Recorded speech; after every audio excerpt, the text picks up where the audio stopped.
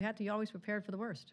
But again, is it frustrating that there's so much left over? I mean, there's 800 pallets of PCR test kits in one warehouse. There's 1,000 pallets of medical gowns, nearly 3 million pounds in one warehouse alone. Is that frustrating? There's so much waste? One never wants waste. Obviously, this was all decided at a time when we are still going through the throes of a frightening public health crisis. And decisions are made to secure that much. Before my time, because when I became governor, we had come through a lot of the pandemic, but then it's ramped up again with Omicron. So I was glad we had that in inventory. I will never be. I'd rather be criticized for being over-prepared for a public health crisis than saying we just didn't even think about it, we weren't ready, and I'm sorry, those other states have more than we do because we weren't ready. That'll never be New York. Governor, is there any sense of like the toll that the smoke has taken thus far, like increased visits to emergency rooms, deaths, traffic accidents? Any sense of any numbers that have come in? Not seeing any numbers like that at this time.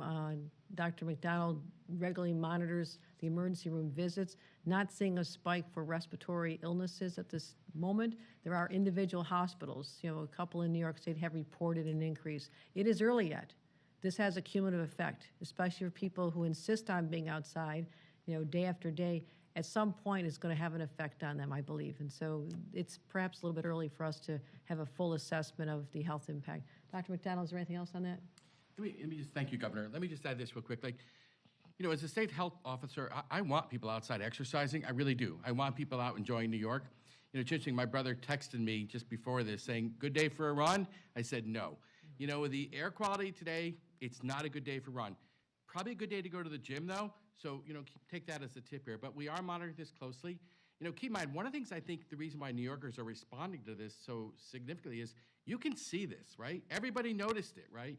And unlike the pandemic, you really could see the impact. So I think that's why people said, I'm staying inside if I'm going outside and wearing a mask. Because you're seeing people wearing masks today. It's interesting. Was there any indication it would be this unhealthy? You said you had some heads up it was going to happen, but was there any notice that it would be, the numbers would look like this at this point? No, there was not a way. 6 days ago when we started giving out our announcements to be prepared, we were monitoring, and I can have Jackie Bragg talk about how we started watching this. But these are unprecedented numbers. We would be concerned about a 200 level, which is where we are in much of the state today, 150, 200, 250.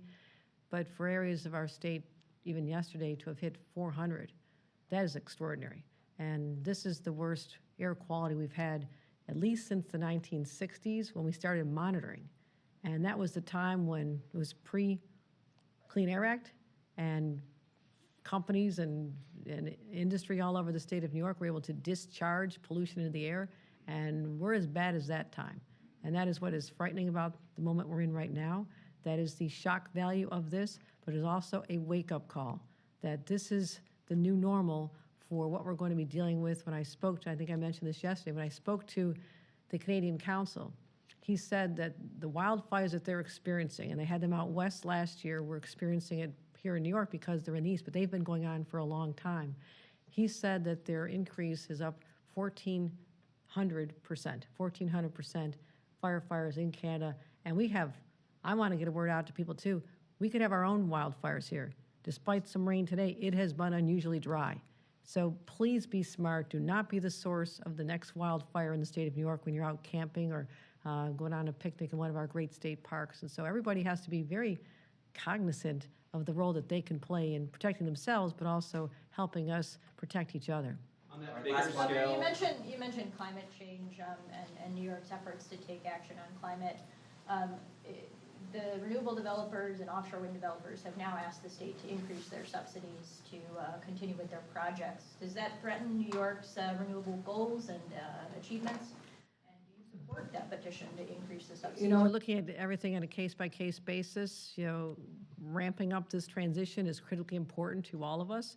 I'm proud that we have a nation-leading Environmental Bond Act. I just launched the Environmental Bond Act, listening toward and listen to people across the state about where they think the needs are greatest. So we're very focused on this. We'll look at individual cases on what's happening. Obviously, since much of these decisions were made a few years ago, there have been supply chain issues and other issues that were perhaps were definitely unintended. So I want to make sure we continue leaning hard into those industries. Renewables, that's our future. Offshore wind, that's our future. Wind and solar, that's our future. And we're not stepping away from that, because as we see today, with this dangerous situation we're here in today in 2023, we have no other option. We have to power through this and let the people of our state and our nation know that we're going to continue to lead, because failure is not an option. Thanks, everybody. Governor, if Thanks, there are guys. rumors that there could be a housing bill before the legislature, would you consider issuing a message of